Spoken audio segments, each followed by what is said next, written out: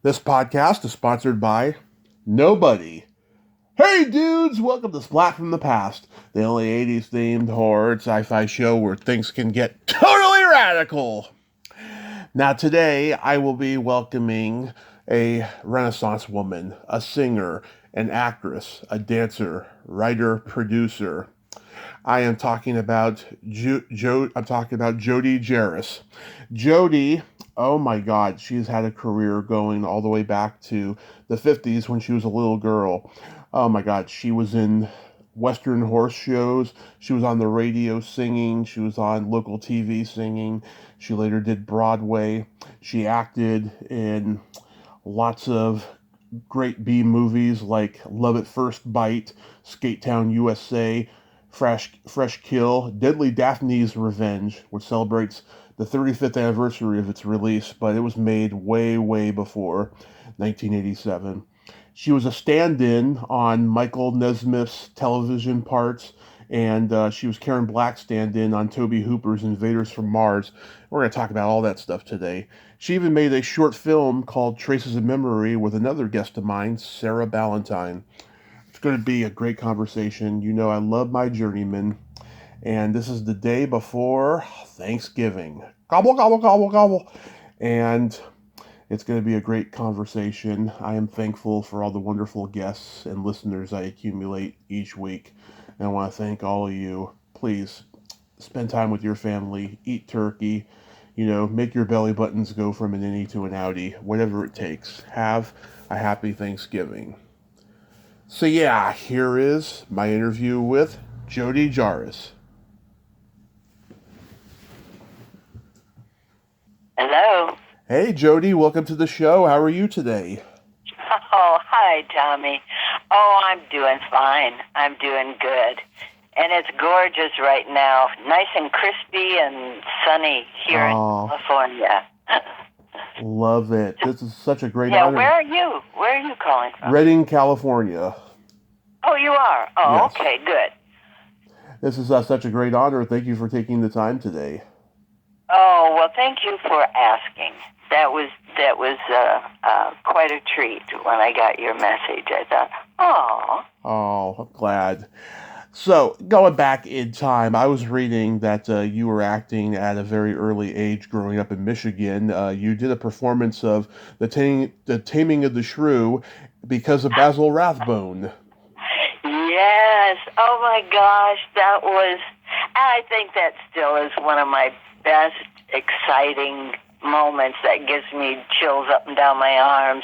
Yeah, for those that even know who Sir Basil Rathbone was, yes, it was wonderful.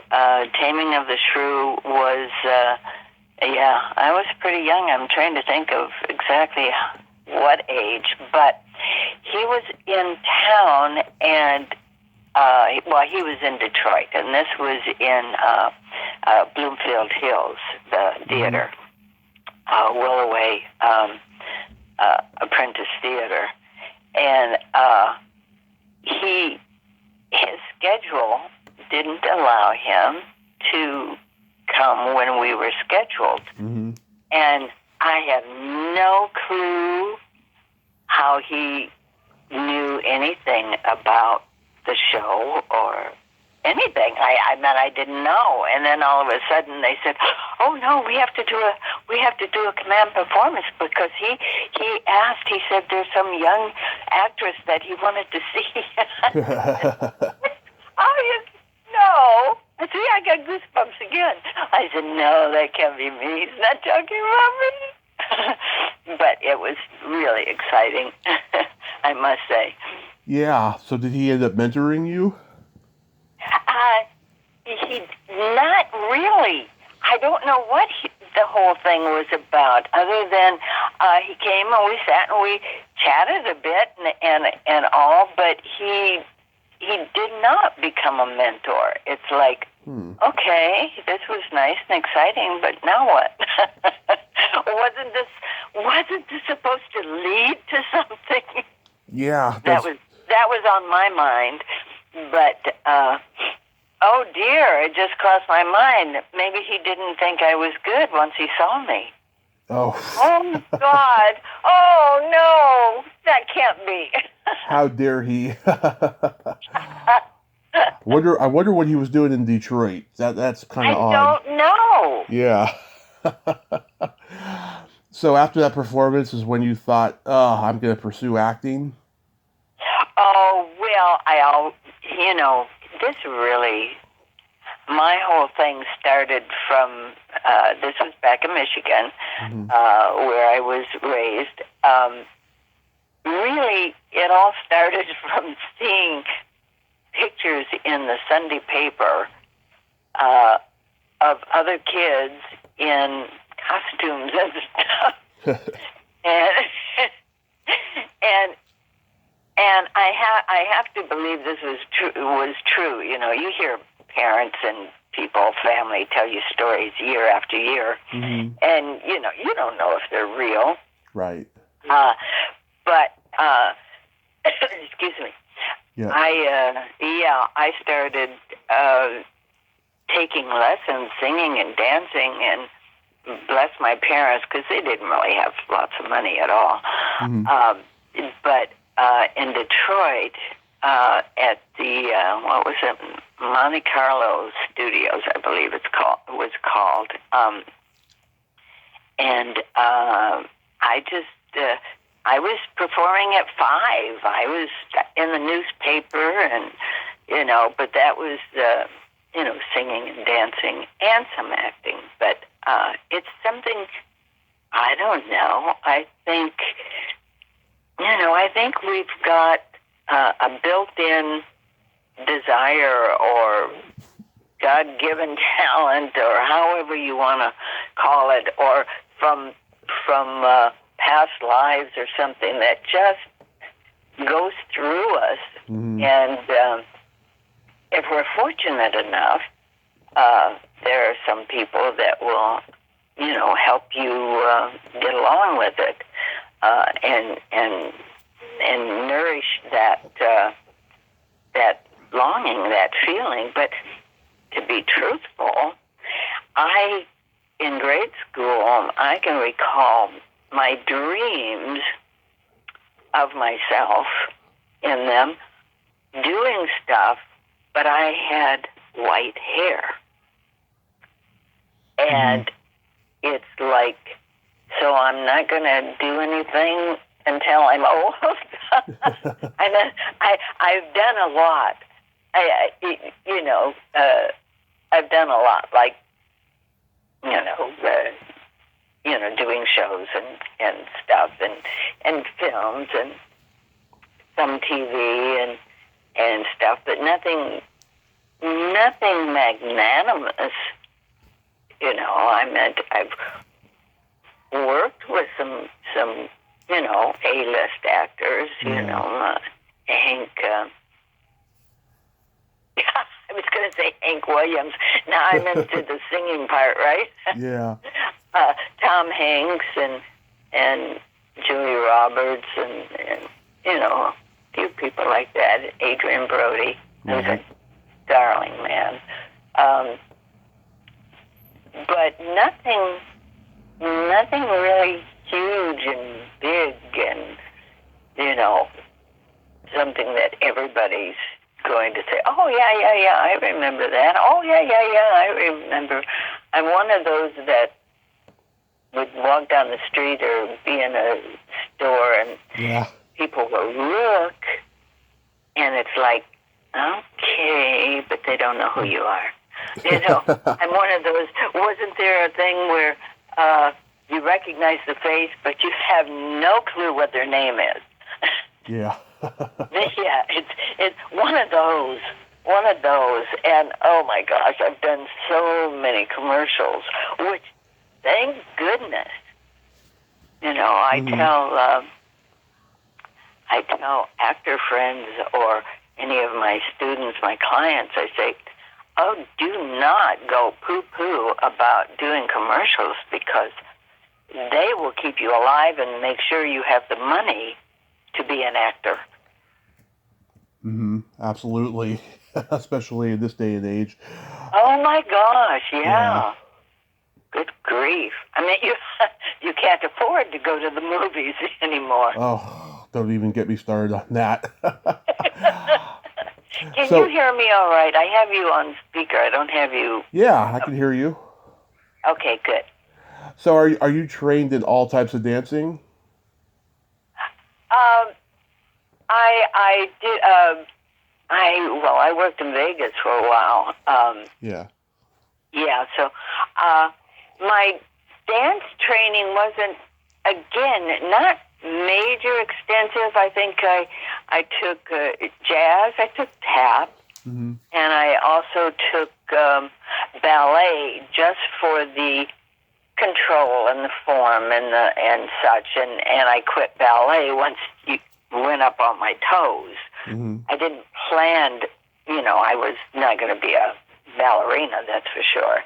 It was just for the other aspect of dancing that ballet offers and puts you through. Right. But I'll tell you, when I'm just yammering on here. It's okay. When I had quite an ordeal, and it was very strange how I ended up dancing as a regular dancer at the Riviera in Vegas.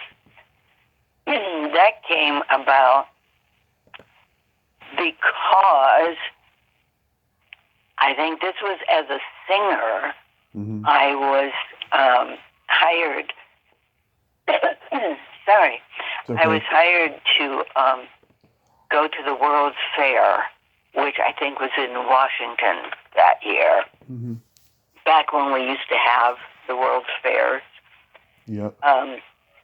And, well, we rehearsed, everybody was rehearsing in Los Angeles, and okay, great. And when it came time for the contracts, well, I don't know. I was young.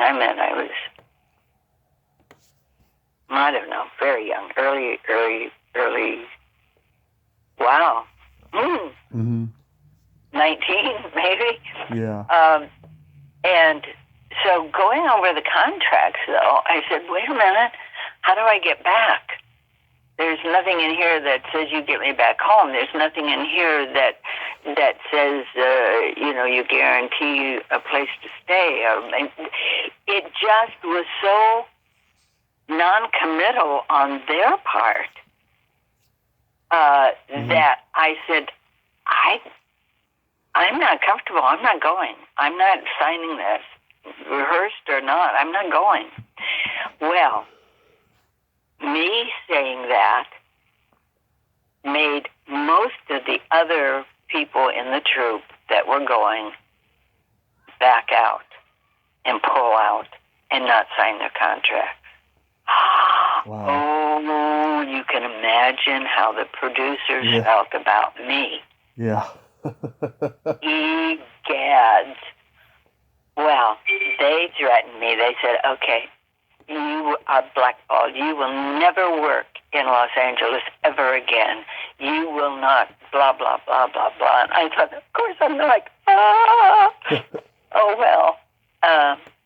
So when this audition came up, this opportunity for the Riviera in Vegas, I thought, I really would like to give that a good try. Mm-hmm. And I was not coming across really good vibes. And I thought, they had the power. But I went to a friend, somebody I ran into, and I can't think of who it was, but they said, I want you to go see this agent. Tell him your story. Mm-hmm. And tell him your story. I think he can help. So I went to this, it was more of a dance agent, which I wasn't interested in because I'm not a dancer, So I went, and he put me through some, steps to see if I had any abilities or talent at all. Mm-hmm. Great. He said, all right, this is what you're going to do, and this is going to work. And I don't care, you're not blackballed. It's not going to happen. He said, you wear a bright red leotard, and you just go in there like gangbusters. You know what you're doing. This is who you are, but you wear bright red leotard for the audition. So, okay. Well, yes, I got the job. It was fabulous. It's got so many wonderful things tied to that. But rehearsal, oh my God. Oh my dear, I gotta tell you. Yeah. I could barely drive home after rehearsals because, quote, I wasn't a dancer. Mm-hmm. I could dance. I could fake well. I could look great. But I didn't know. Oh my gosh, the muscles. I had no idea. I would cry. This was, the rehearsals were in Los Angeles, mm-hmm. and I was living in Covina, and I'd have to drive home. And I swear to God, I don't know how I ever made it back and forth because I cried all the way home. Mm-hmm. I was in such pain. Wow. It was mm-hmm. excruciating, but what an experience.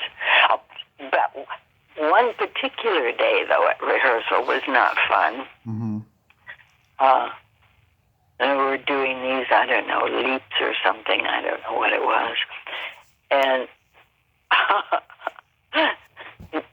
the choreographer, he says, you call yourself a dancer?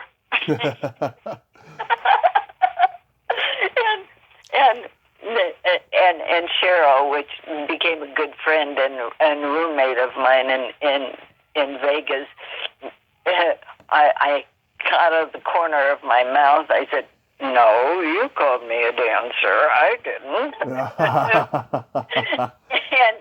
and so I had to go with the assistant choreographer. Yes, choreographer in the other room and show me what I wasn't doing right because I didn't know.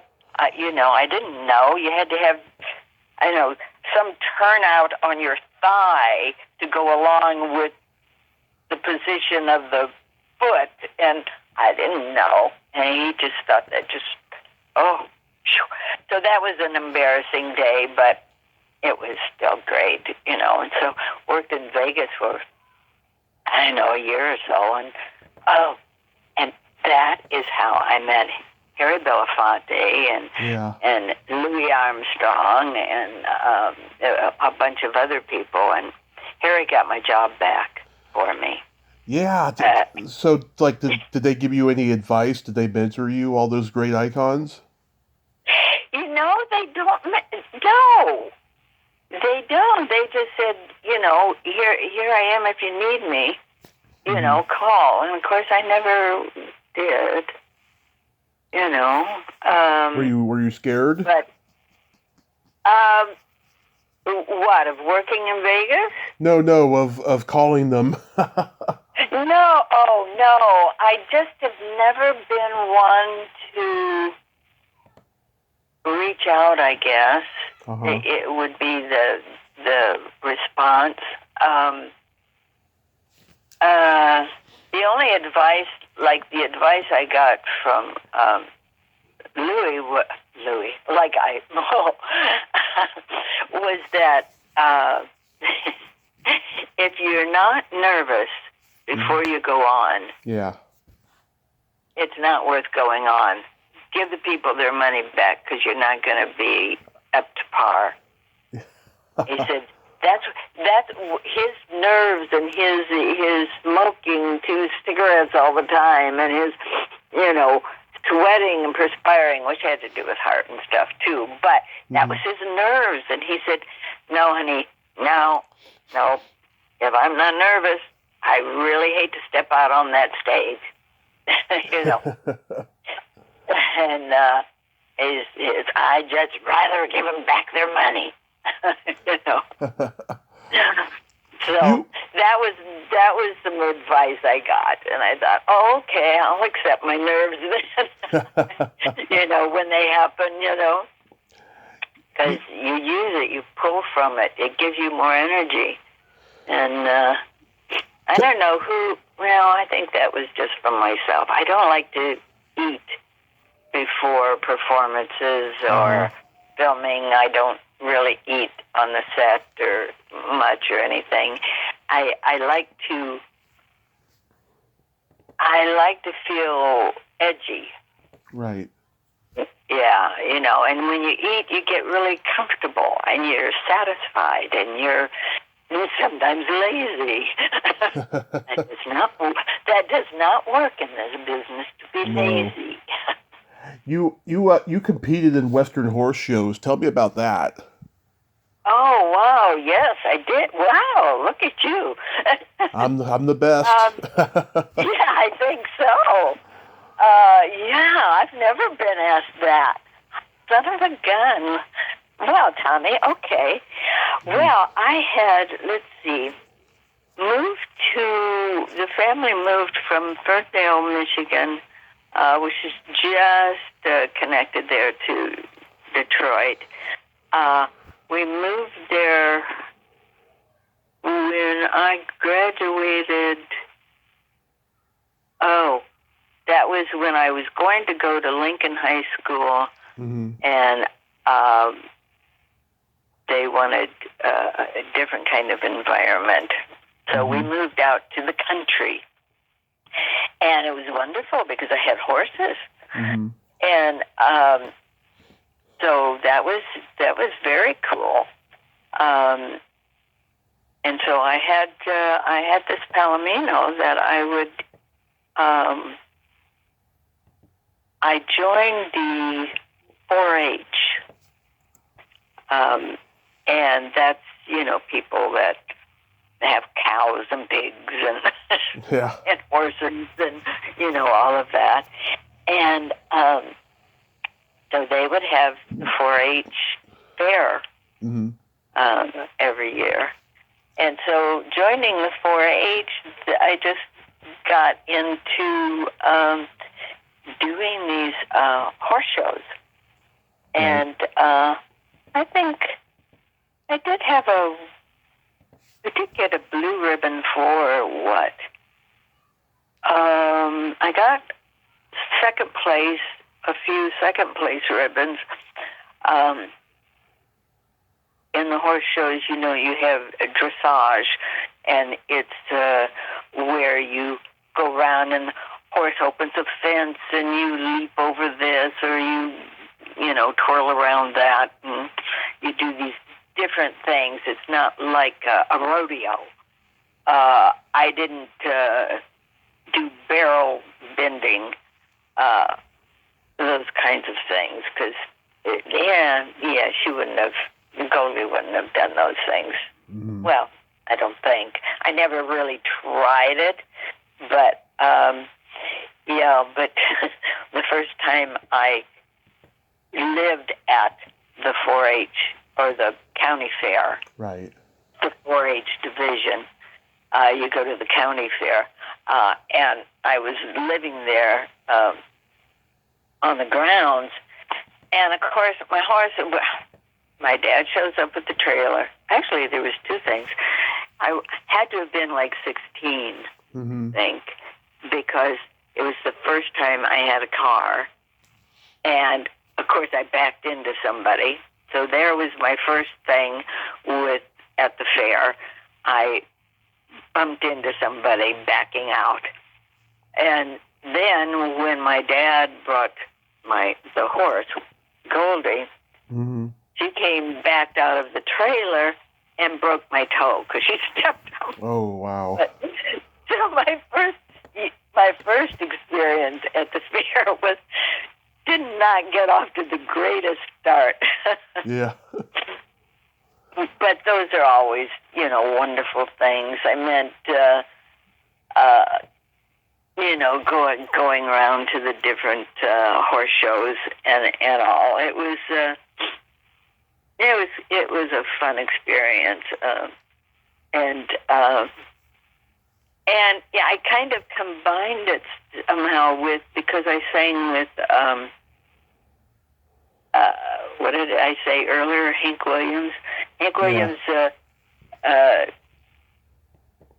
had brought a show to one of the fairs, and anyway, I got to sing with them and stuff. So I thought that was pretty cool. Mm-hmm. And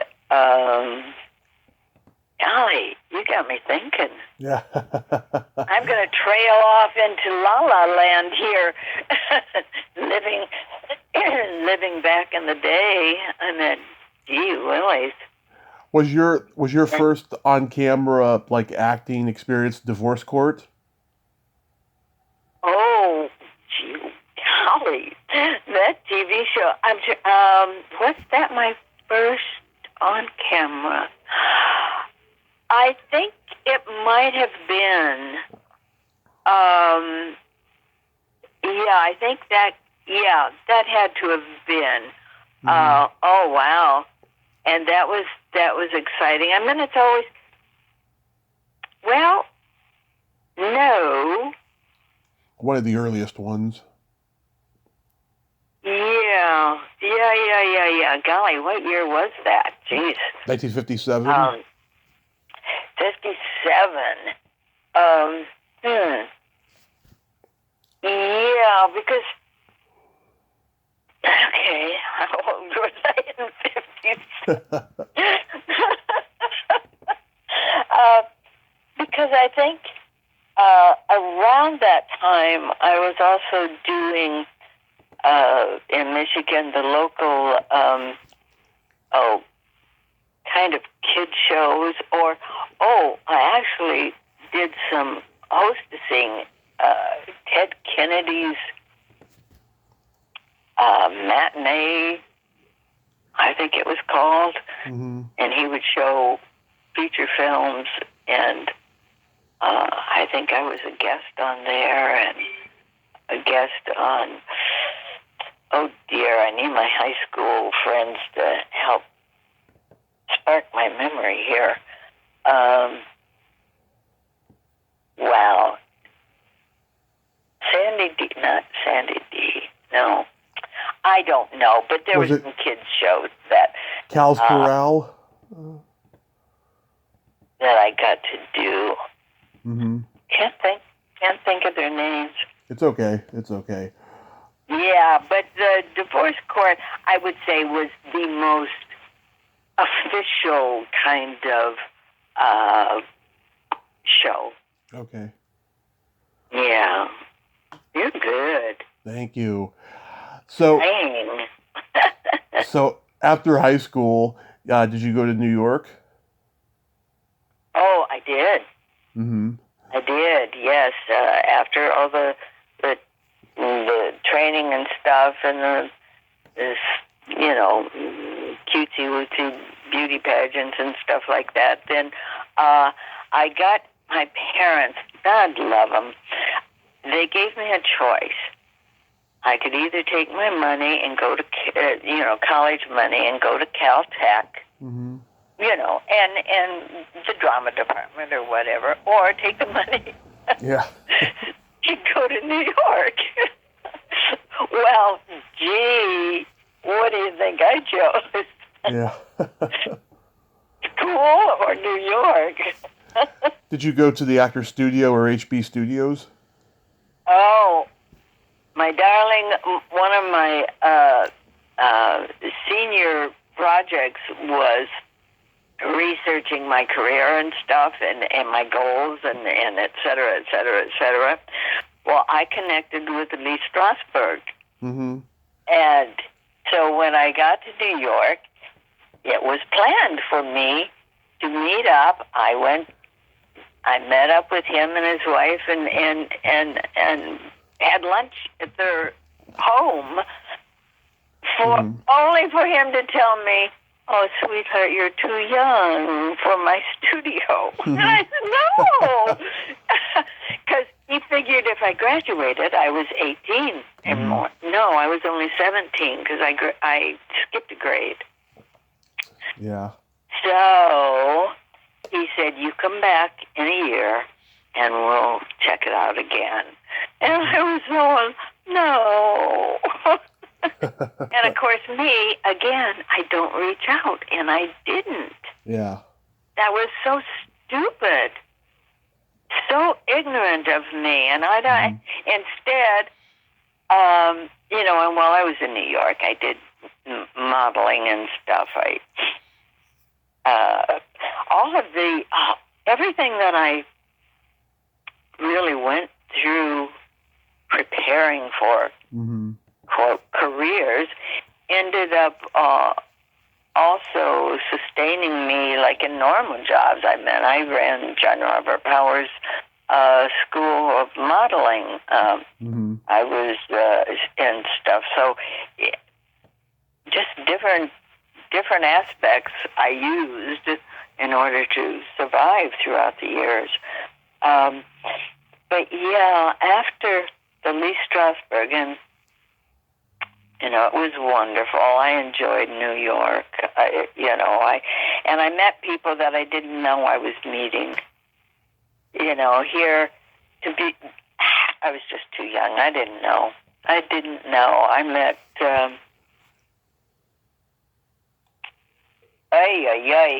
Well, heads of like MGM and like that. Major studios. And I just didn't know. It was after the fact that they said, "Well, you knew who that was, didn't you?" I said, "No, who was that?" Blah, blah, blah, blah. And I didn't know. Yeah. I would have pitched or something or had the conversation go differently. I meant being that young and alone in New York, you've got your guard up. Yeah. Because I made the rounds. I would make rounds to agents and stuff in the deepest snow. It was like, I'm going to do this. And, and then some agents, gee, I just miss being, what's-her-face on, what is it, the Hillbillies? Beverly Hillbillies? Yeah, Beverly Hillbillies. Well, if I had seen you before, whatever her name was. Oh, Donna Gods. Yes. I would have put you, and I thought, yeah, right. As he's taking my hand and trying to put it somewhere. And I said, "Oh, no. Thank you very much, but that's fine. Goodbye." Right. Oh, my gosh. Ugh. The Me Too has been going on forever. But so that's what I had my guard up as. So anybody that talked to me, I was not that, open and amenable with. Because, it's like, well, what do you want? Kind of thing. But so that was kind of, but, you also learn about people too, and so I don't regret any of these experiences, but after, after all of that, I ended up, taking that year and then not responding back to Lee Strasberg, because by then I was in California. I had met William Castle? William Castle was premiering, I believe it was 13 Ghosts. Yeah. At one of the gorgeous big movie houses in Detroit. Right. And so I went there and kind of snuck in. I remember, I can see it clearly today, going up these huge staircase to the offices, and I thought, oh, I know he's in there. I've got to find a way to get in there because I want to talk to him. And I love horror films. I just love here. films. Yeah. And anyway, I managed to, and we talked, and he said, if you come out to California, if you ever do that, you with one of your parents or guardian or somebody, you make an appointment and you come see me. And I thought, woohoo! Yeah. Woohoo! Yeah. Finally. Finally. Well, we did. We moved to California. Hopefully not just because of me. I'm sure not. But we did. We sold the horses, sadly, and off we went. And anyway, so I did. My mom and I went, and that's when I came across Cary Grant, only to say hi and swoon. Wow. Oh, my God. Oh, what a gorgeous man. Yeah. Anyway. I had a crush on him. Yeah. Oh, he was. He just like, oh, how suave is that? Oh, my gosh. Anyway, so we met, and he was very frank, and I think he was kind of surprised that this was taking place, because I'm sure he has many aspiring, kids who, oh, this is what I want, and he'll tell them the same thing. Sure, come out to California, I'll talk to you. Yeah. I don't know. Now I'm getting very cynical now. But anyway, he said, I don't know. He says, I just don't know. I don't see it. I don't feel it. He said, of course, I have been wrong. He said, I said the same thing to Robert Mitchum. You're just too yourself. You're not, no. And he said, and Robert wasn't the only one I said this to. And I thought, well, geez, thanks a lot. But anyway, so that was the end of that supposed opportunity that went nowhere, but it's like, through him, it just had no place to go, because for some reason then, he didn't have me do any acting, any improv, anything. It was just us talking. Your first movie didn't get released for years. Deadly Daphne's Revenge. Now that's a joke. Oh my God! Well, when I filmed that, and that actually was my first feature film. Yeah. And I was still in Orange County. Yeah, I was in Orange County at that time. First feature film that I had a speaking part. I mean, you do all of this extra work or whatever, just to educate yourself on filmmaking. And so I had an actual role in this.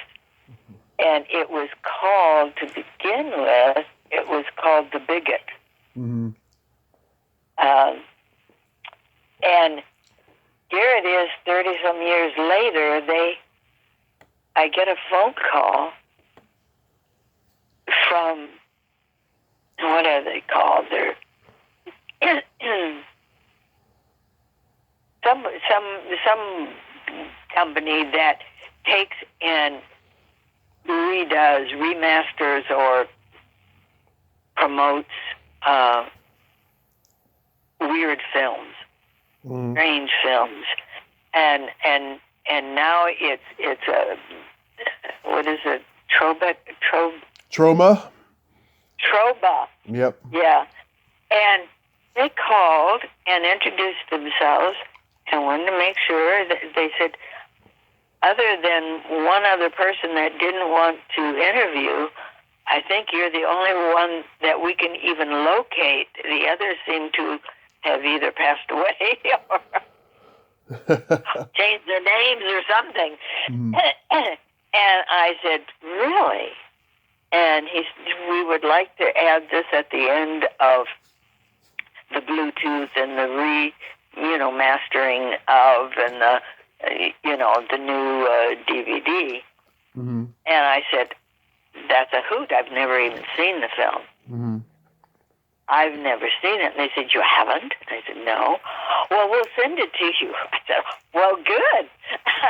And then I'll have something to talk about. I said, but yeah, so, and of course, I didn't do it for free. Mm-hmm. And, but it was quite interesting. And they changed the name of it to Deadly Daphne, or Daphne. Deadly Daphne's Revenge. Deadly Revenge or something, or Deadly Daphne's Revenge. Yeah, it's a weird. It was a weird movie. They're all sold out. They're not going to make any more. And it's a very cult kind of film, I would think, because it's, to me, it's a lot of over the top bad acting, strange, not the greatest sound, strange typical storyline, but it's, to me, this is terrible. I shouldn't diss it, but to me, it's so bad it's good. Yeah, it's fun. Exactly. Exactly. It's so bad that it's fun. And it was James Avery's first movie. Oh, was it his first? Yeah. I didn't know that. Mm-hmm. Oh my gosh. Oh my God. Yeah, I had a scene with James and the other quote policeman, detective. Mm-hmm. Right. That got cut out. I meant, sure, you want more screen time and more dialogue, but it wasn't necessary. But I had a bigger part. Yeah. At one point. But anyway, I didn't know it was his first film too. Oh yes. Oh, wow. So then you. Yeah, you really know how to research and find things. I sure do. So then you play a dancer in the timeless classic Love at First Bite. Oh, that was fun. I don't know when I didn't have fun. Mm-hmm. To me, the work is the audition, and if you are fortunate enough to get booked, then that's the playtime. That's the frosting on the cake. Yeah. Oh my goodness! Yes, I danced, and my hair kept hitting when I twirl. Kept hitting. Hamilton in the face. George Hamilton, yeah. Yeah, and it's like, oh my God, I don't know what to do, and they're gonna tear me out of here and say, no, we're sorry we cast you in that hair. But so I had to, we worked it all out. But yeah, it was like every take was like, the hair. Yeah. The hair again. Yeah. Oh golly. But yeah, that was a treat. That movie made a lot of money. It came out the same time as Frank Langella's version of Dracula, but this movie was a huge, huge hit. It was a fun movie. Yeah. So it was. It did do well. It did do very well, and the production and everything, of course, was excellent. So yeah. But then that made me think of. You just made me think of Skatetown, U.S.A., where I was a skater. I was a skater, a skate dancer, in that. Yeah, I've talked to a couple of people from it. Denny Johnston and Murray Langston. Yeah, because that was Patrick's first big film. Patrick Swayze. Yeah, and all of the talent, all those comedians, all of those comics in that film. I was sure that film would be a blockbuster. It's going to be fabulous. Yeah. And I was really disappointed in the editing. It was like, really? You just changed the whole thing. Yeah. That happens a lot. It does. Yeah. Are you a pretty good skater?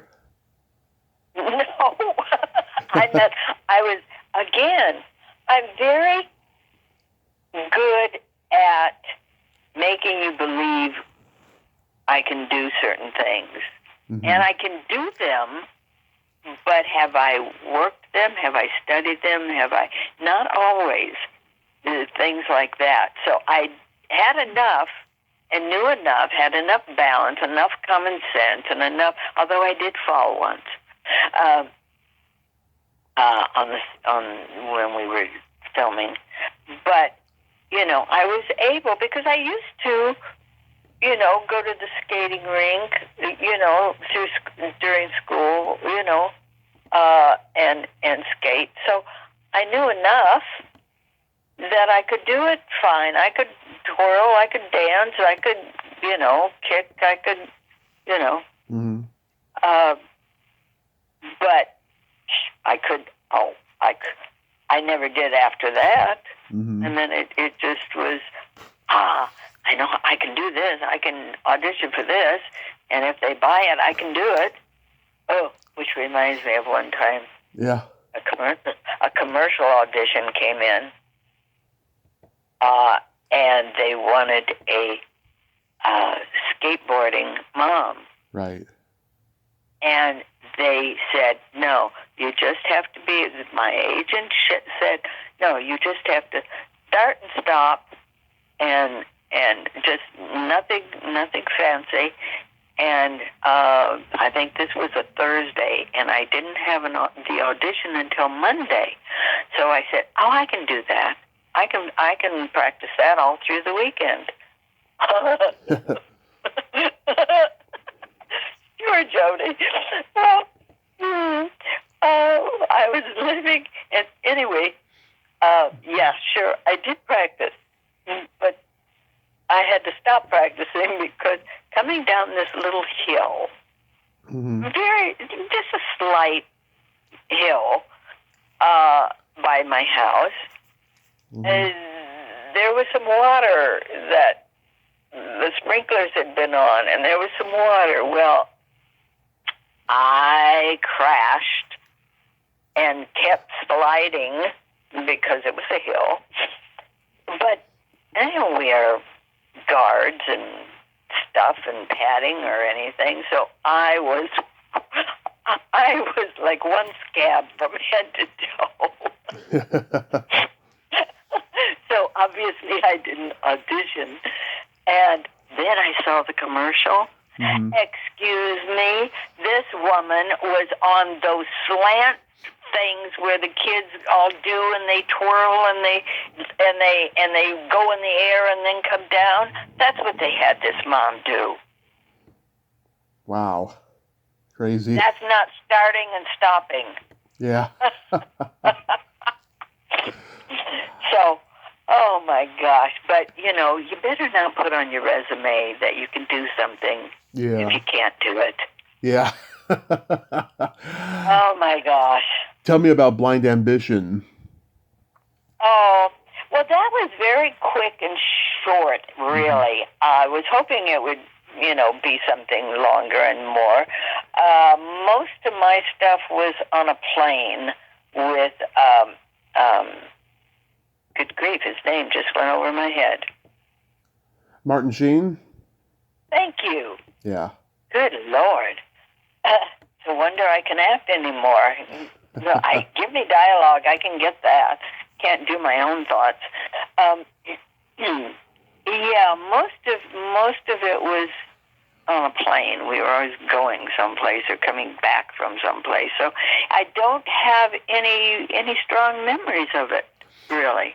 Well, I want to share. I want to share this because I thought it was so powerful. Martin Sheen said in an interview, the scene where he's put in jail, and he turns to the wall and then starts crying.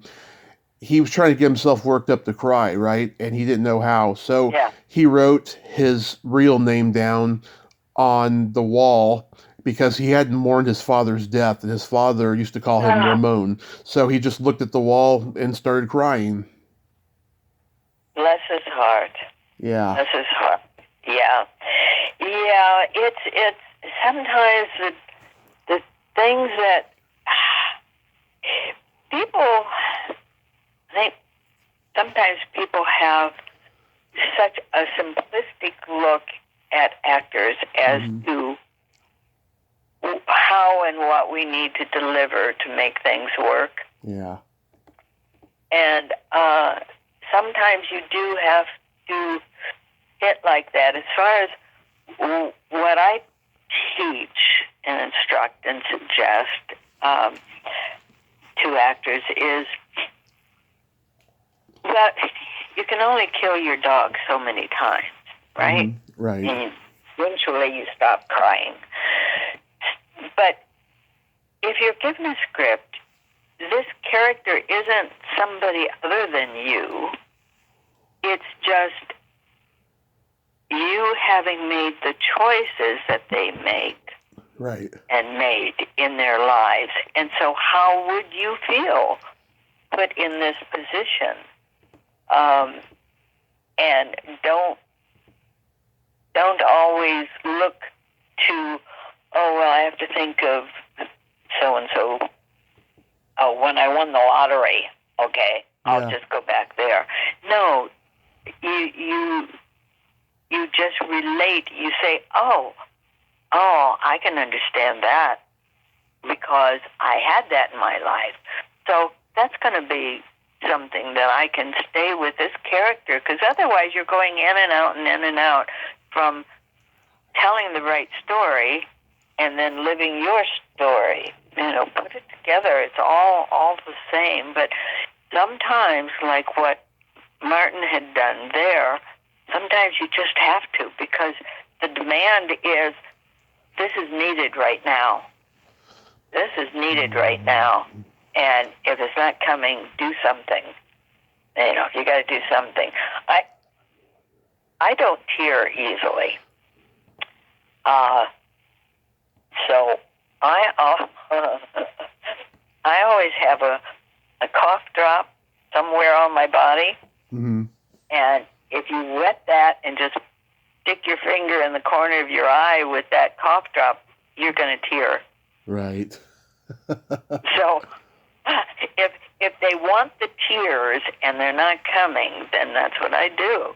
It's not that it changes my emotion. Right. The emotion's there, but I don't always tear when I get that upset. I don't always cry as far as water.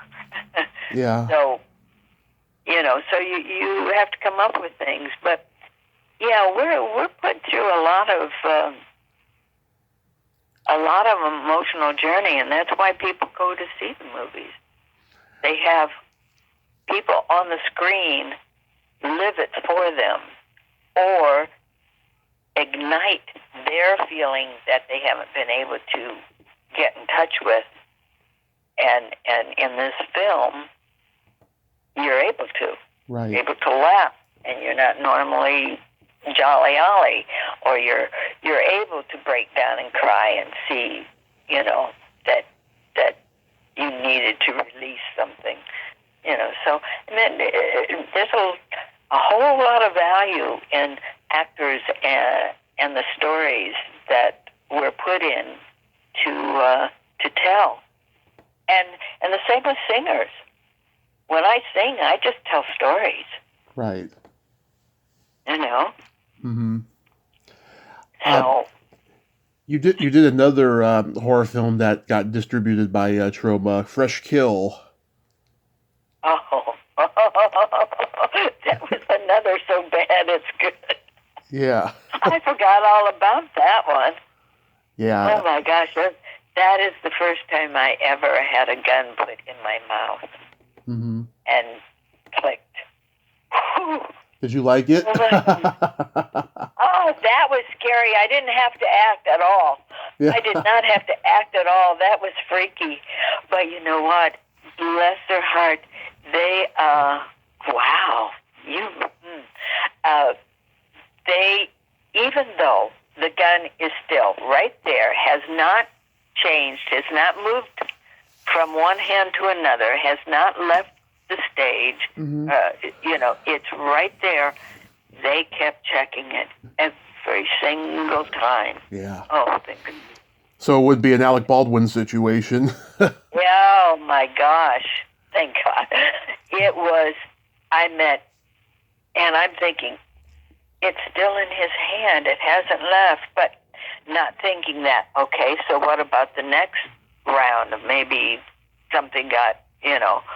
So, yeah, I didn't even realize just how scary I ought to have been, how scared I could have been. But yeah, it was kind of nerve-wracking. It was very nerve-wracking. But yeah, that was another movie that I thought, what? But hey, please hire me, put me in it. I don't care, good, bad, or indifferent. I'll do it because I don't think I was bad. Of course not. I mean, thank goodness I've improved, but I But yeah, that was very cool. And of course, I had never. Oh my goodness, I had never met Z. Starts with a Z. What's his name? Let me look it up here. Yeah, the lead bad guy. Let's see. Oh, Del Zamora. Yeah. Yeah. Wow, what a huge... Oh, he is huge. Was huge. Yeah. And I had never heard of him or seen him before. And it was like, whoa.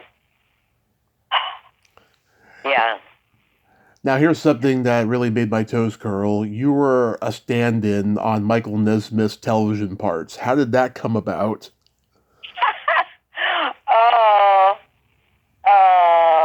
Yeah, that was great. I worked with them, and then I had some little parts too. Of course, I got some little parts too. That came about actually from my being an extra. It was called Angels Casting, I think. In fact, Denny Smith is still around. He's a blues singer. He was the partner to Angel, who is no longer with us. But well, they loved me, and they were wonderful people. And they said, you know what? We've got this. We'd love if you would be a stand-in, because I'm not. No way am I the height that that she was. Oh, wait, we're talking about. Suddenly, my mind went to Invaders from Mars, because they cast me with that too. They just said this would be good. This would be good, and the production and Michael and all of them said, okay, if you say so, she'll work out. And Mm-hmm.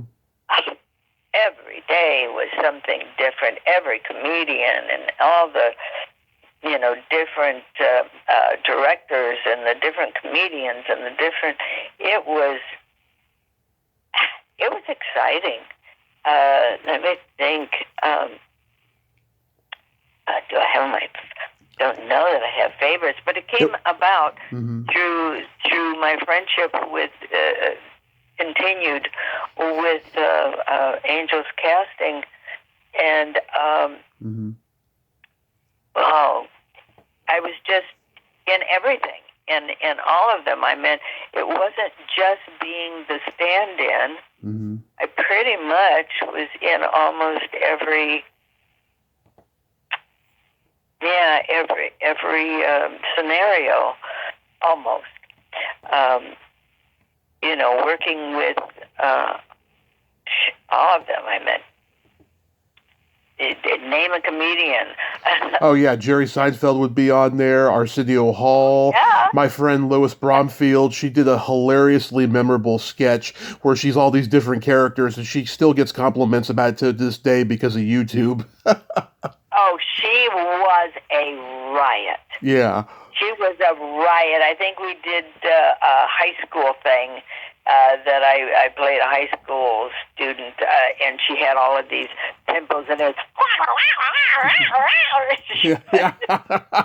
Exactly. That's what she did. Yes. Oh, no, oh, she was a crack-up. And, oh, my gosh. And, and Jay Leno, too. Oh, yeah. I did a car thing with him. His car thing I was in quite a bit. And, Goldthwait. Bobcat Goldthwait, yeah. Oh, my gosh. That was fun. I had a lot of stuff. Of course, we worked with Pig, too. Yeah. That was even more fun. But, yeah, there just so many and so much. It's like, wow, really? And this is where you ended up, Jody? This is it? And then, because it just seems like, you've got me going on so many things. It's like, oh, yeah, I did that. Yeah, that was fun. Oh, but I am not, Mm-hmm. like I said, I don't reach out. Mm-hmm. I follow through if I'm, if it's for somebody else. But if it's for self, I don't know. I get it. You always got this evil twin on your shoulder saying, it's not worth it. You're no good. Blah blah blah blah. I totally get it. I have that. Yeah. I'm a Gemini, so I totally get that. Oh, well, I'm an Aries. I shouldn't be like that. I should be out there, doing it. Well, performers in general have those. I am. I'm not, complaining, but would I like to be on a series? Sure. Would I like to have a big blockbuster movie or two? Yeah. Maybe three? Sure. Absolutely. And I'm not done yet. Exactly. I'm not done yet. Yeah, I think that the reason why Television Parts wasn't successful was because, that Elephant Parts video he did back in 1980, so groundbreaking, so esoteric, so cult-like, that I don't think the mainstream audiences could grasp it for television. You know what I mean? Yeah, well, you know what? It couldn't make up its mind if it was adult entertainment Or kids. or if it was family kind of thing. Yeah. And so they didn't know where to place it. They tried it for a while. I think was it CBS that had it running, and it just, like you said, it didn't catch on because nobody quite knew what it was. But it was brilliant. Mm-hmm. It was brilliant. Oh, and we had, I mean, the people that everybody would have been exposed to in these wonderful skits.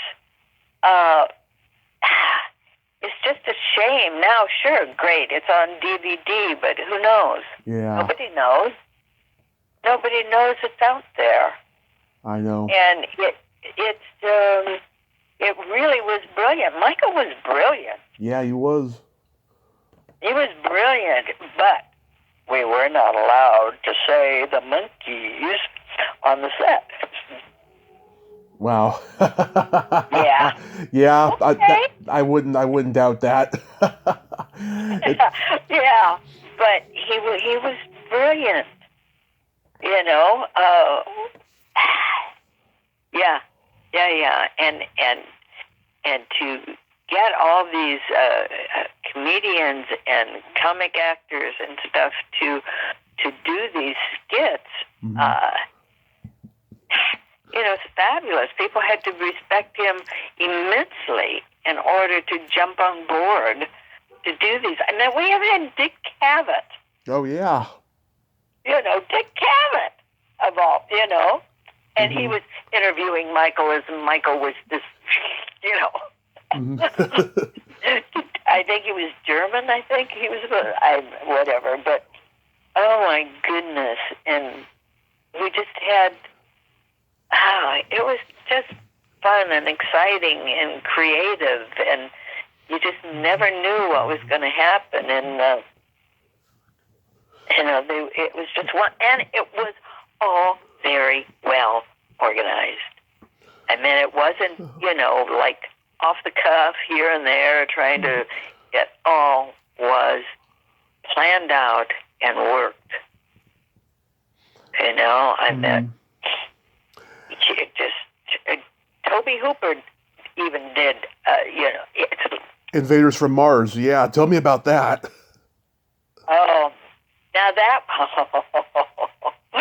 lying on a slab with a needle almost, I meant within a hair of going through your back. Ooh.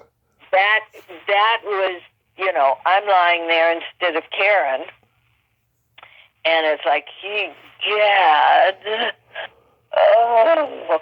And again, there, you know, sometimes there's no need to act because the sets or the locations or whatever are so real that even this fantasy thing, it was just also real. There's very little acting that has to be done. Right.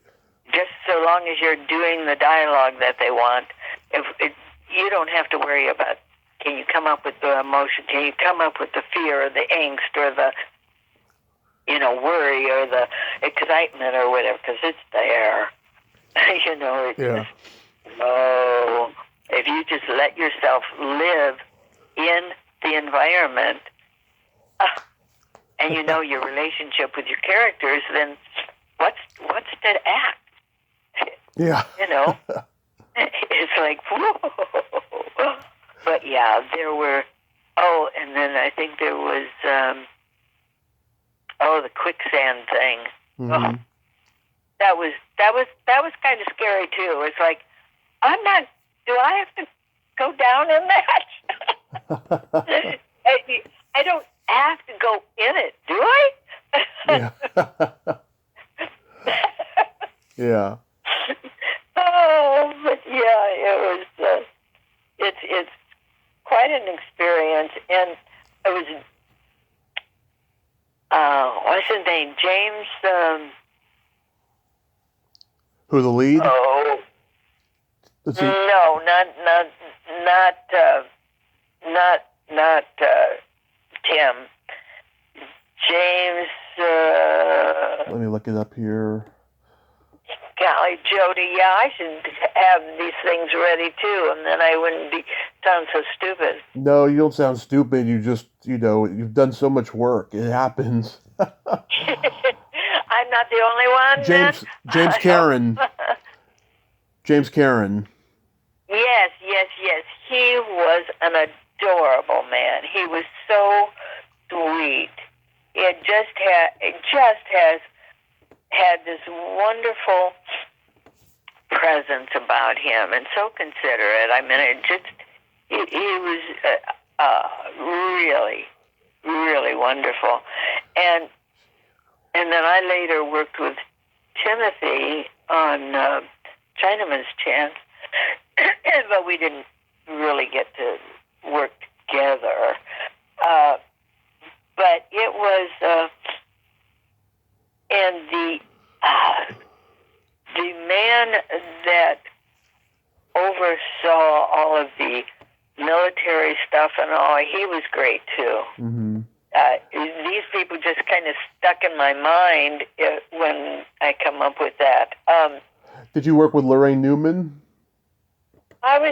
Yes, that was in, wasn't that Invaders from Mars? Yeah, that's what I mean. Yeah, that was Invaders from Mars.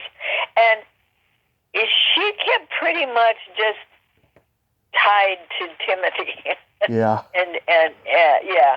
So didn't get too much conversation or feel with her, but yeah. In Invaders, I pretty much was just for Karen, whereas in Michael Nesmith's television part, I stood in for everybody, you know. Plus doing my own scenes in the scenes, you know, and costuming. But you know, that was just that. I'll tell you, those were learning experiences for sure. Right. But you know, so I guess there are some people that just do stand-in work as their profession, which that would be fun. I mean, it's cool, you know. But my whole thing was, you know, for the acting, and that's why they would, you know, go ahead and put me in different skits and scenes and stuff. Sometimes I'd have a couple lines, other times I wouldn't. It would just be, I was needed. A character was needed to be there, right? And not as an extra, like with the Ghostwaite and the pig. That was so much fun. What a character. And oh my gosh, who did the Dust Bowl thing? I can't think of who that was. I'll look it up and get back to you. Yeah, no, that's all right. That's all right. It's just now Jody reminiscing. So tell me the genesis of Traces of Memory. Whoa. Traces of Memory. I love directing. I really see if I would reach out, I'd direct some more. I was approached to direct this.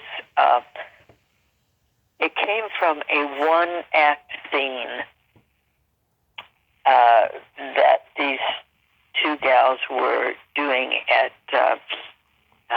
Theater West, and Murray Ayers said, "I want to make a film of this," and I thought she was just meaning she wanted to film their stage act appearance. She said, "No, I want to make a movie." Mm-hmm. So I want to hire you to direct this. Great. I said, the first thing we got to do is we got to get the rights from the writer. Mm-hmm. So we did that. And so onward, I needed to then write the screenplay adaptation. Mm-hmm. Well, I kept coming up with feature films. I meant full-length films. No. A short, like under 15, a short. So eventually, I got down to the nitty-gritty of it, and it ended up, like they say, you write one story, you film on the kind of, it changes when you're filming it, and then when you edit it, it changes again. So what you start with is not really what you end up with. And wow, that is so true. At least it definitely was with Traces of Memory. Because what was originally in the play, Mm-hmm. two women that find themselves meeting on the desert road, one having killed off her family, Mm-hmm. and another running away from whatever, ended up being, I turned it into this psychological thing where the two women aren't two women at all. Mm-hmm. It's one woman that is reliving over and over and over again, but she's actually now in a mental institution, and she hears and sees this other character ends up being her doctor and stuff, but we don't know that until the very end. We see two women having the very bizarre conversation and trying to, one won't get away, one won't leave the one alone, and the one wants the other one to get away. Yeah. Go away, leave me alone, And, but that has a really scary story with it that really helped our production value a lot. Talk about changing things.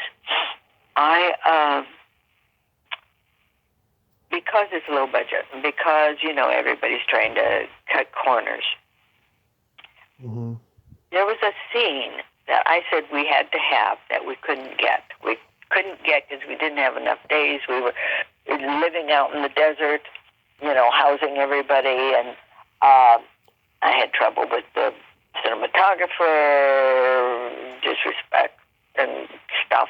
So we didn't get things done, like I wanted. I said, I have to have this scene. I have to have it. I don't care if we go back, but we can't go back soon because the sky and the lighting, the weather, it's all going to look different. It's all going to look different, and I know you're not going to pay me for post making it to look the same. So a year later, we go back to do this one. It's just a short moment, but it to me was necessary. As director, my vision, the film, it's necessary. And what I needed was for the deranged woman in her hospital-looking outfit, although it was just a gray dress, to be in the middle of the road at a certain time, early morning, light and stuff, with a knife in her hand and nothing else around. And I needed to be in in a truck and zoom in to her and then pass her by, and pretty much that was about all we needed, but to me it was vital.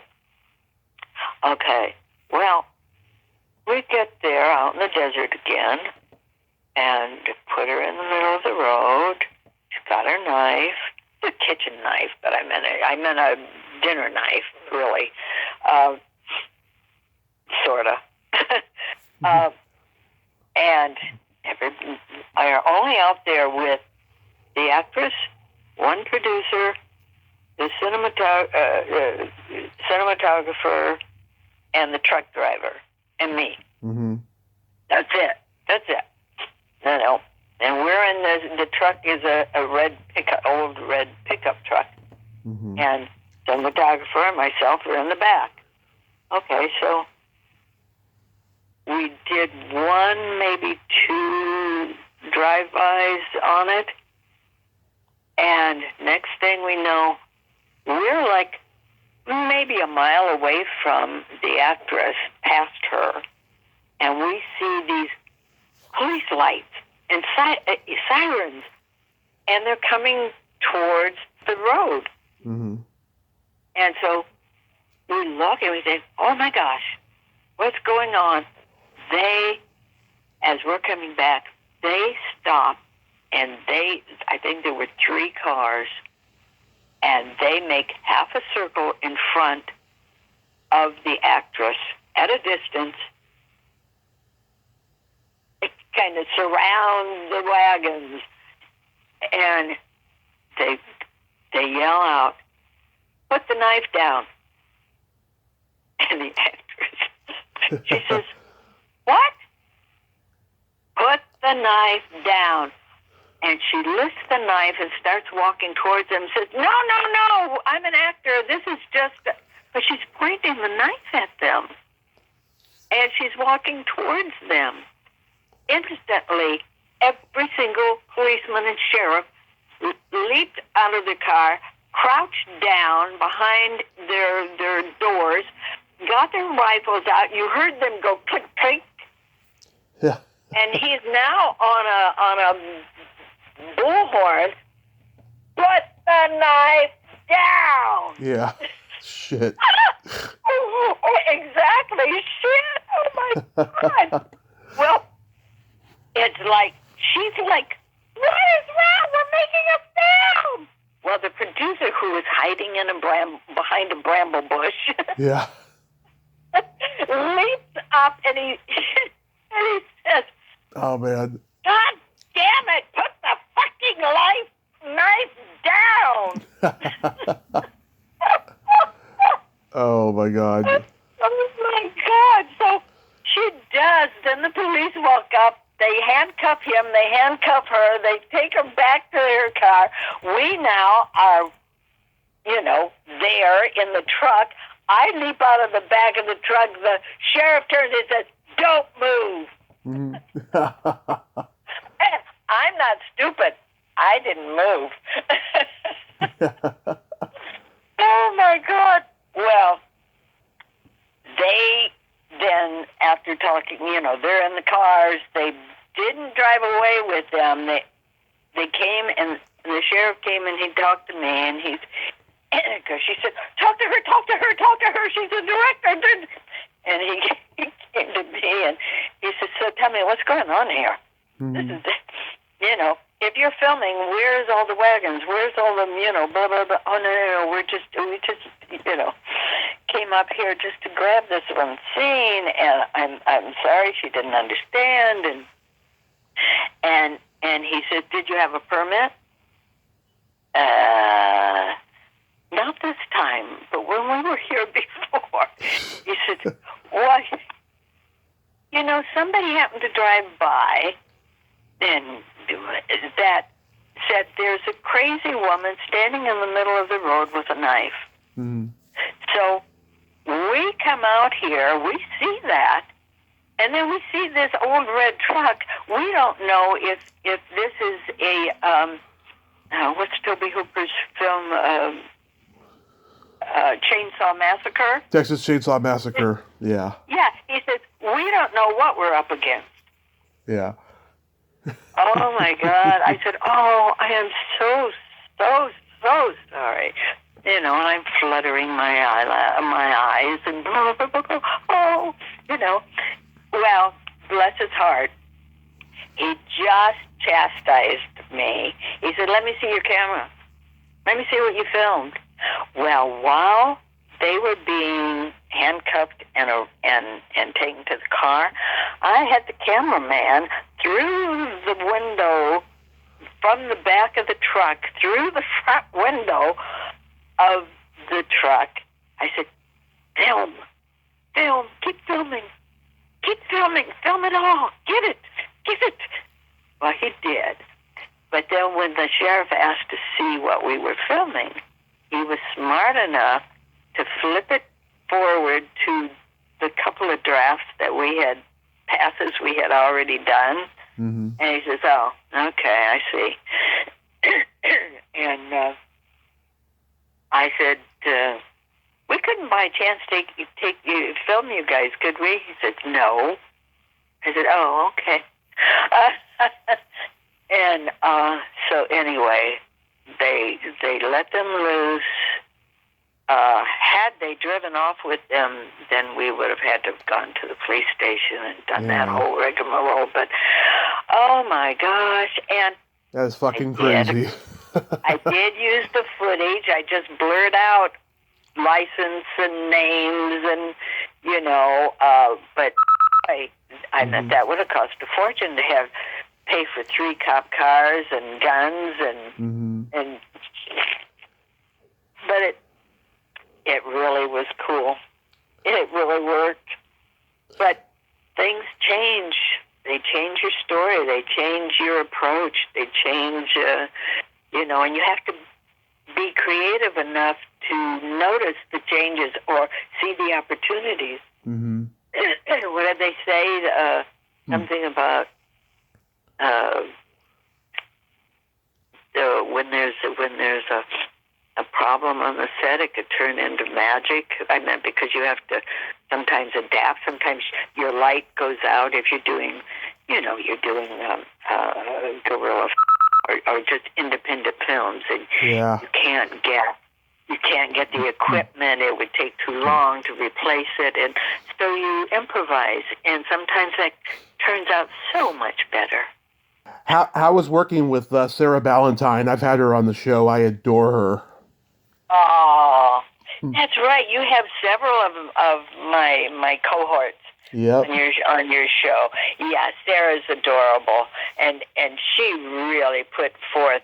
She had a difficult part because she had to know when to sound like the doctor and when to sound like that about the woman who killed her family. Mm-hmm. So she like, oh, when do I do what? When? Huh? Who am I now? Yeah, we've stayed friends. Oh, some productions and casts or crew, you always say, oh, let's keep in touch, please. Yeah, we had such a good time. And it's always sad when something's over. Yeah. But then there are some that you really do keep in touch with and you stay involved with. And Chain Link family, great. But Sarah, Sarah's, just She's so adorable. She's the definition of a free spirit. I mean, just a very awesome person she is. Yeah, she's very, very special, and, had a great family, too. Carl Ballantyne, the great magician. Yeah. Yeah. Are you going to direct any more? I would love to. I would love to. I enjoyed that. In fact, the producers said, we didn't think she'd ever finish it. We really thought she wouldn't do it. And I thought, well, you're the producers. You're supposed to be very supportive, but you didn't think I'd finish it? No, we didn't think you'd finish it. And the cinematographer didn't either. I said, you guys are nuts. Mm-hmm. But I would love to direct again. If nothing else, I want to put to use what I learned, and then, keep learning. It's, it was very cool, but, I'd have to definitely be hands-on editing, because, the editor didn't quite catch what it was about, and the rhythm and the stuff. So, it would be scary to just kind of hand it over to an editor. Yeah. I'm not sure how any director can do that, unless it's somebody that's been working together forever, and then they really get each other, and they know really what the vision is and what story is and what they like to focus on, and otherwise it's like, Yeah. and yeah, so yeah. But the answer is yes, I would love to. I've listened to the music on your website. You have such a beautiful voice. I mean that. And Oh, I'm curious. Before the pandemic, were you still performing live? oh yes, yeah, Mm-hmm. yeah.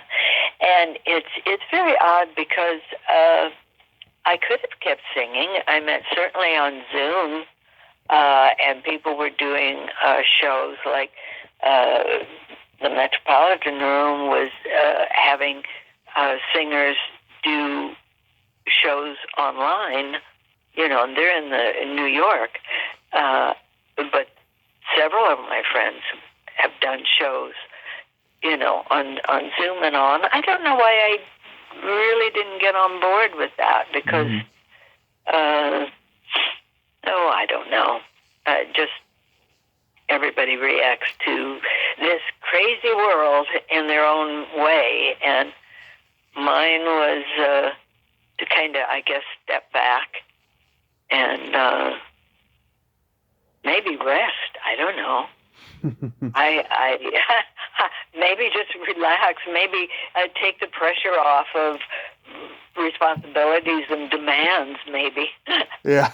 But I did 3 national commercials during the pandemic.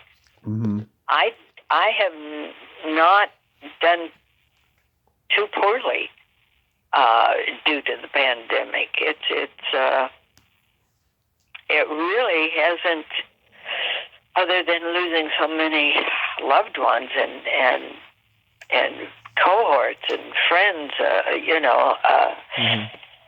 and turned myself into I'm not a hermit because, I do, I go places, but I have such a comfortable place as far as where I live, and the grounds and the sun and the grass and the, that I don't mind being alone, because I'm not lonely. I mean, I still have, people, but yeah, the pandemic, I was still doing live shows, and now my friends are all doing their live shows now, they're all back doing it, and they're all like, so, when? Where? I don't know yet.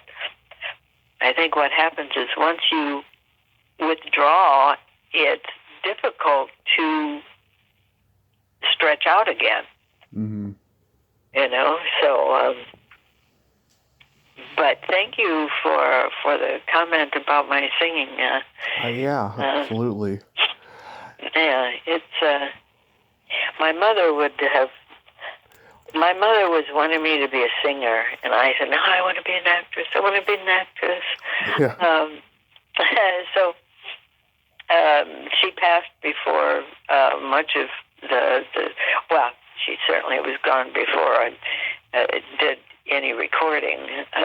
But yeah, so yeah, it all works together if you allow it, and don't walk away, and turn your back on something that is in your heart or in your spirit. I think I did recently. I recognized the fact that acting and singing and creating isn't what I do, even though it is what I do. Mm-hmm. But I believe it is part of who I am. And without it, I'm not really totally me. Does that make sense? It's like, it's, yes, what you do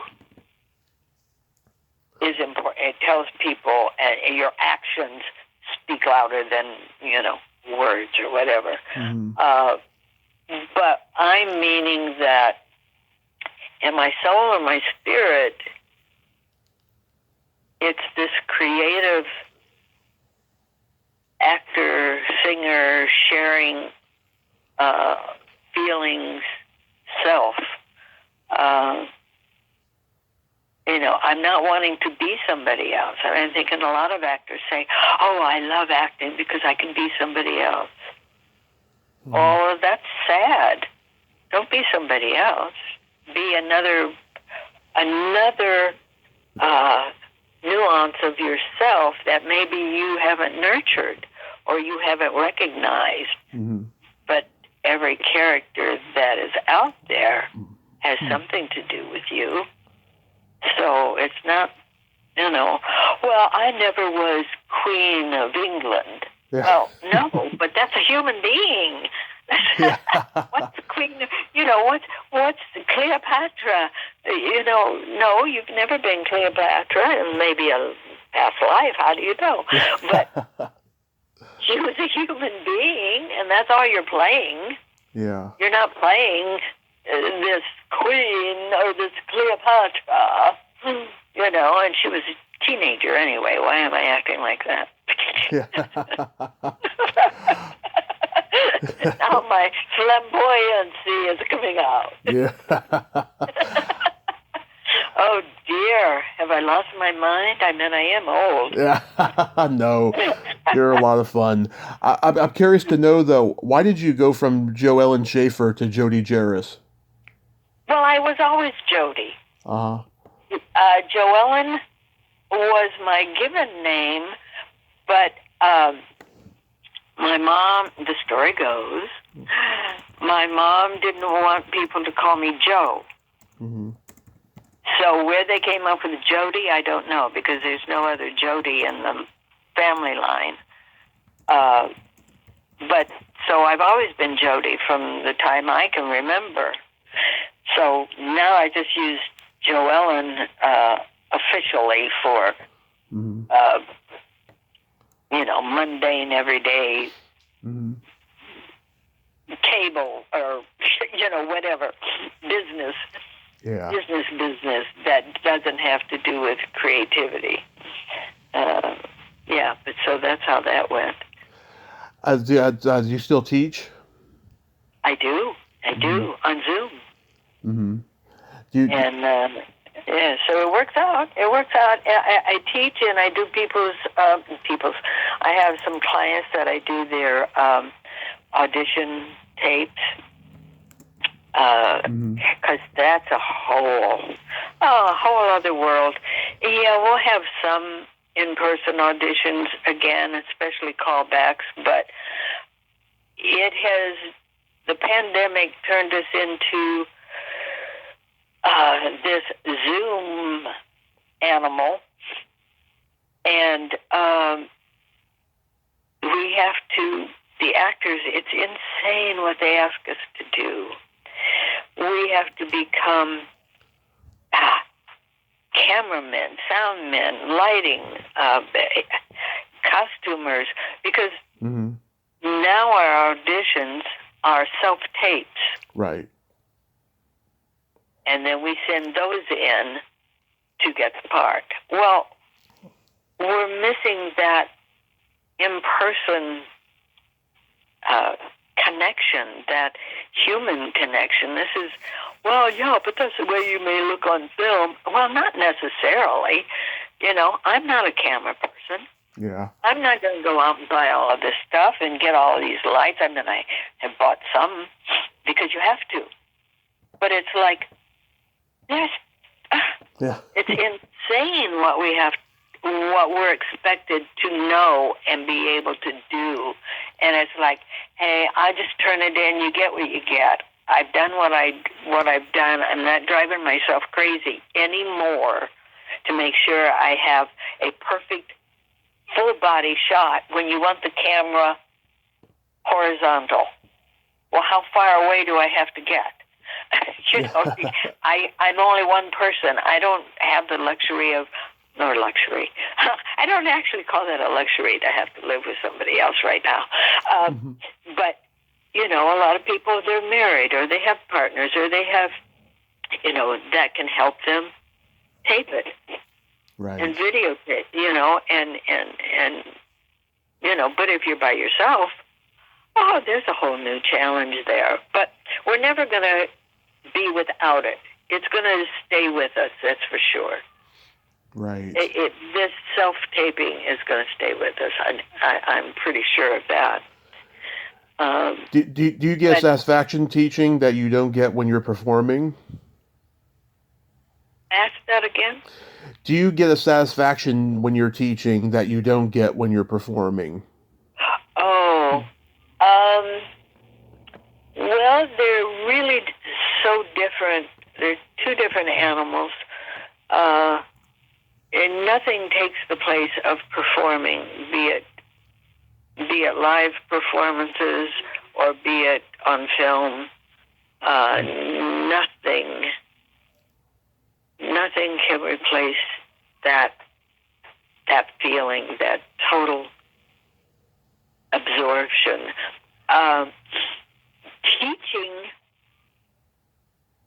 Teaching, I just love seeing and sensing people adjusting, changing, adapting, realizing, noticing. I mean, it's like watching the grandkids learn something. But in acting, it's like, oh, come on, you can, yes, you're so close. Oh, all right, let's do it again. All right, put yourself. This isn't another character. It's you. Just talk. Just be you. You just happen to be hidden in a closet, mm-hmm. Yeah. or whatever the situation is. I don't know why I came up with that, but just relax. And it's so cool, and it's so rewarding for me to see a light go on, or they start laughing. Sometimes they'll start laughing in the middle of something, and I think, go, don't stop. But it made me giggle. It made me laugh. I said, that's because you were feeling the emotion that you don't normally let yourself do, and it was exciting. And it's like, oh, look, I'm doing it, and that was yourself being moved by yourself. Mm-hmm. And it's so cool. It's just very, yes, it's exciting and rewarding to see others find themselves, I guess, find that they can do something that they really want to do, Yeah. and don't know how to get there. And so if you can be a voice or a guide in any way, it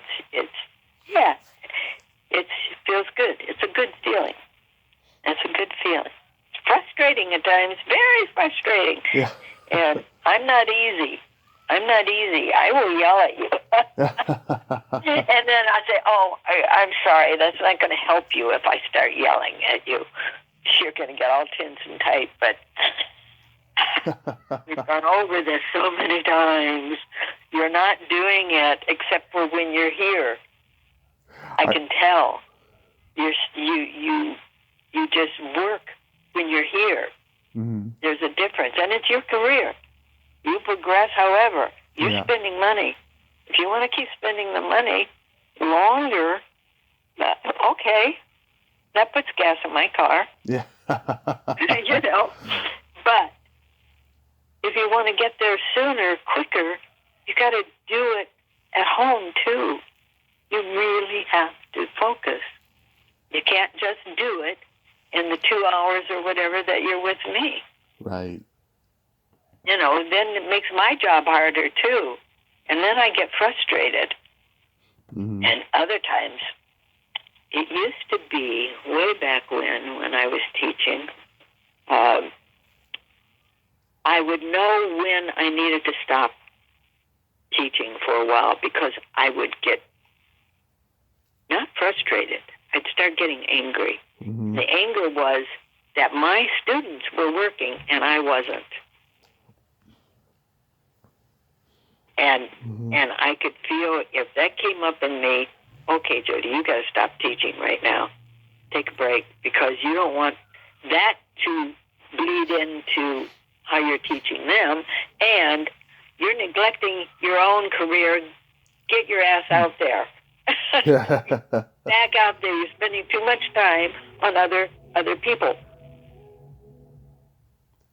Are you going to write a memoir? No. You got great stories. You should. Oh, you see, I see, well, thank you for saying that, because I thought, what in the world is interesting about me? Here he's going to come and interview me. He's going to call.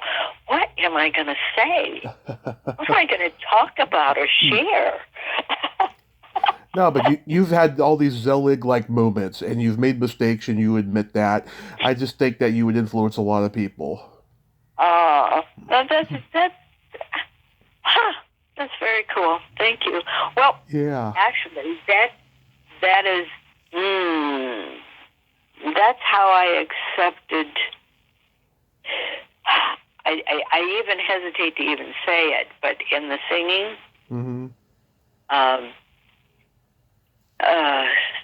handful of years ago, I got a phone call. These phone calls surprised me, and was asked if I would accept the honor of jazz and blues living legend. And I just kind of laughed, and I think you really, you've called the wrong person. You know, that's, no. In fact, the first conversation was, I don't know. I don't know. And I said, I guess. And then I called them back, and I said, you know what? I think you actually called the wrong person. I can't, accept, being labeled a jazz and blues living legend. Right. That's just, where would that come from?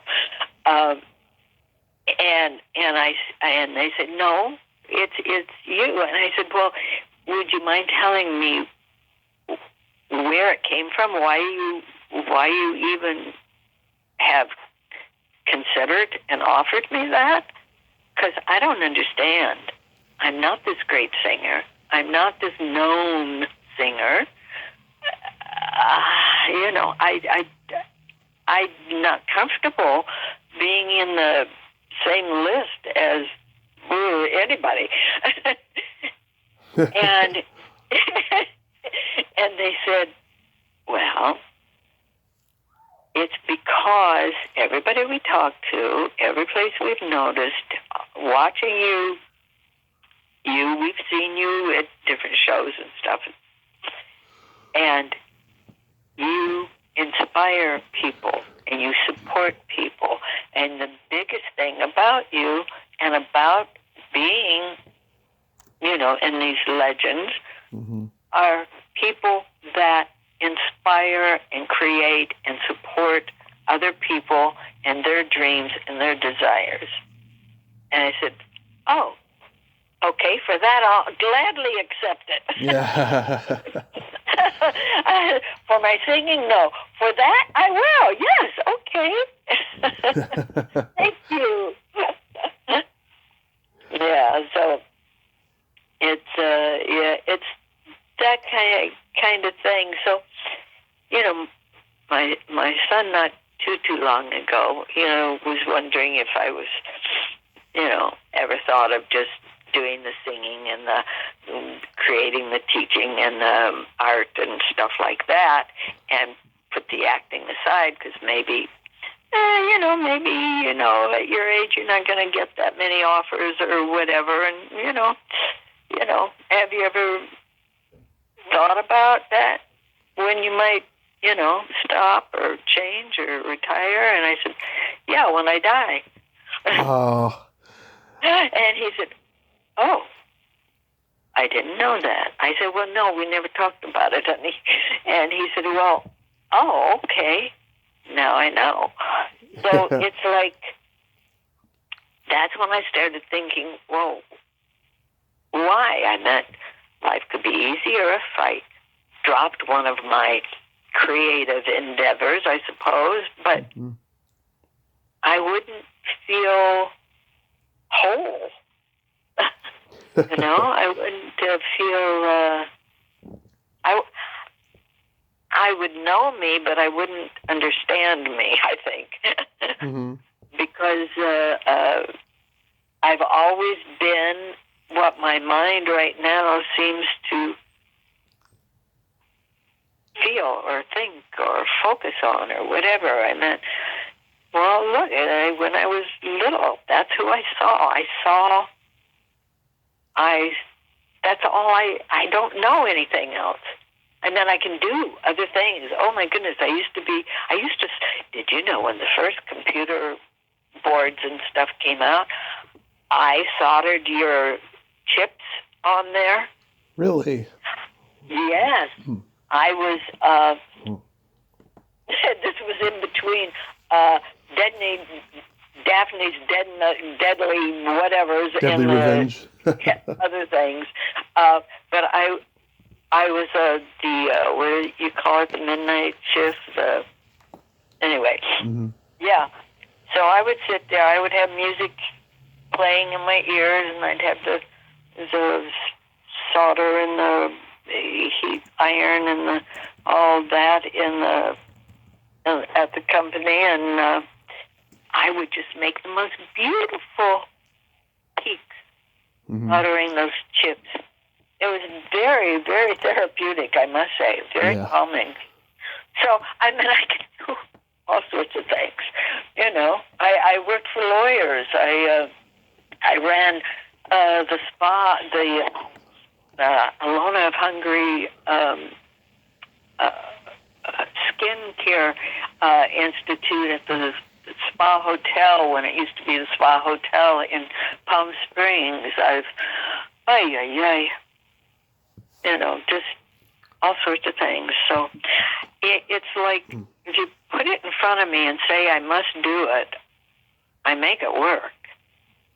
But just, people in life, I think too many are just making things work out as opposed to doing what they really have a love for or a passion for. And some, I think, might feel that others would look at them and say, really? You? Yeah, right. And so they don't. And that's a shame because we're biding our time on this planet, as long as we keep it going. Yeah.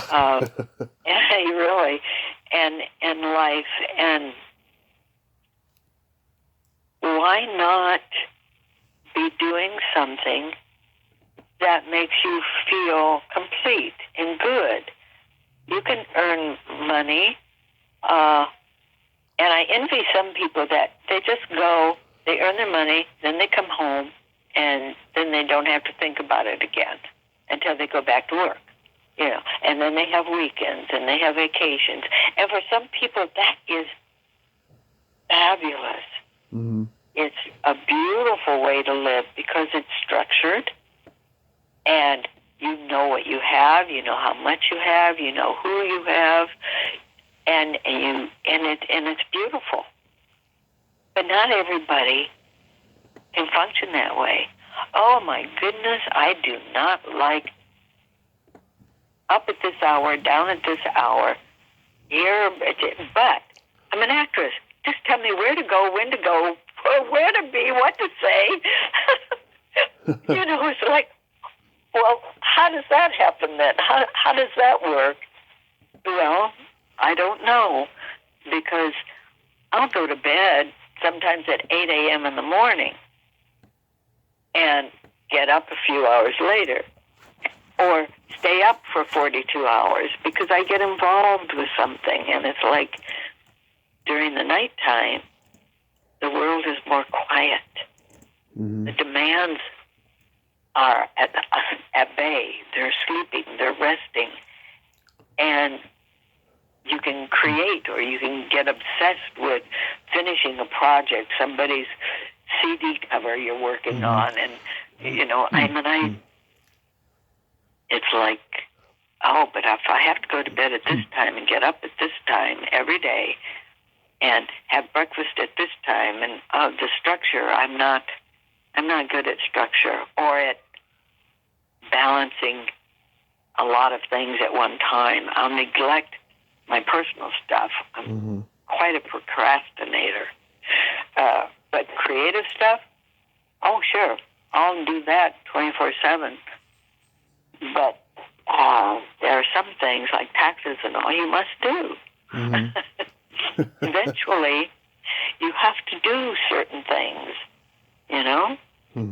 But, yeah, I think people need to, my opinion is, if we had more people doing what their heart desires, as long as it's not hurting other people, the world would be a happier place. I agree. We have to have negative stuff. The negative stuff will never go away. The wars will never go away. Greed will never go away. None of that stuff will ever go away. I mean, how boring it would be to live in a world that everything was beautiful and wonderful and no dark for the light. It's like, to me, that would be boring. Yeah. To me, that would be very boring and would not be inspirational. There would be no challenges then. If everything worked out all the time, where's the challenge? I love challenges. You love challenges? Oh, I love them times a million. Yeah. I love the challenge. Yeah. I was wondering, Jody, is your belly button an innie or an outie? Innie? People who have deep innies are generous people, and they tend to live longer than most. Really? Yes. Where did you get that? I read that, God, maybe 15, 20 years ago at least. It was on some online article I was reading, because I'm interested in belly buttons. They're like my favorite part of the body. Gosh. Yeah. Well, are you innie or outie? I have a very deep innie. Oh, wow. Okay. Well, that's strange. That's just a hole in our body. I know. Opening. And I don't know that people realize that really is open. Yeah. If you it's open. It's where life begins. Yeah. Oh, yeah. That's why it has a sacredness, to the people who love it, Right. How weird, although I never knew that about belly buttons. Yeah. Oh, you're too much. Oh, thank you, Jody. I was wondering if I could tell you a couple jokes to wrap this up. Okay, I think. Until I hear them, I don't know. my sense of humor is very body. Can you handle that? Sure. Okay. You know the difference between a golf ball and a G-spot? Golf ball and a G-spot. No, honey, I don't. A man rather spend 20 minutes looking for a golf ball. Oh! Oh, really? Yeah. Oh, that's too bad. Yeah. Okay, what's the other one? What do you call a boy that doesn't masturbate? Dumb? A liar. A liar. Oh, it's dumb. Okay, Yeah. a liar. A liar is more accurate, yeah. Yeah. People are always Oh, my guessing. goodness. People are always trying to guess the punchline to that joke, always, and very few ever get it right. Yeah, but that seems so logical and makes so much sense. So much sense. Oh. You know what I forgot I was going to mention to you? Oh, dear, and you need to wrap this up. Yeah. Was the guest you've had on most, Kathleen Kinma? Yes. Yeah, she and I are coming out in this short film that Spice Williams. Which, Love yeah, Spice. so we're in this film together, this short, and it's supposed to be out. Wow, wait a minute. Oh, well, we're supposed to get it before Thanksgiving, which is, tomorrow. Mhm. Yeah, so, yeah, we're in a little film together. Yeah, I love Kathleen. Oh my God, she loves my body humor, and Spice does too. I adore both of them. Gosh, yes. Yeah, I adore both of them. And did you have a good time working with them? Oh, of course. Of Yeah. course. Now, Spice has been a friend of mine for a long time. And Kathleen I've known now for a couple of years. Yeah, she's got a great book out, too. Yeah. Oh, yeah. I have a copy of that book, and we talked about it on here. Yeah, it's wonderful. Yeah, Spice is an amazing Renaissance woman. I don't agree with her politically, but I adore her. I don't either. Don't tell her that. Oh, she's able to disagree with people. I know. She's a good person, a really good Yeah. person. But Jody, thank you so much for coming on today and sharing all these wonderful stories. Yeah, I hope you have a happy holiday season, happy Thanksgiving, and just keep on doing what you do. Be safe out there. I will, Precious. And thank you so much. This, it didn't hurt a bit. Oh, I am so glad I could listen to you all day. Thank you so much. Thank you, sweetheart. And you enjoy your life, please. And if we get to talk again, great. If never, you are just doing a precious thing with all these interviews. Thank you. It's wonderful, wonderful what you're doing. Thank you. God bless you. All right, sweetheart. Bye for now. Bye for now. Well, there you have it. Jody Jaress. Ain't she a sweetheart? Oh my God, what a great lady. All those great stories. She is so full of wisdom. I really wish she would write a book because she could teach a lot of people things. She's just amazing. Multi-talented lady. Well, until next time, this is Tommy Throwback Kovac saying, there's no shame in living in the past because the present sucks. Later, dudes. Happy Thanksgiving. Gobble, gobble, gobble, gobble.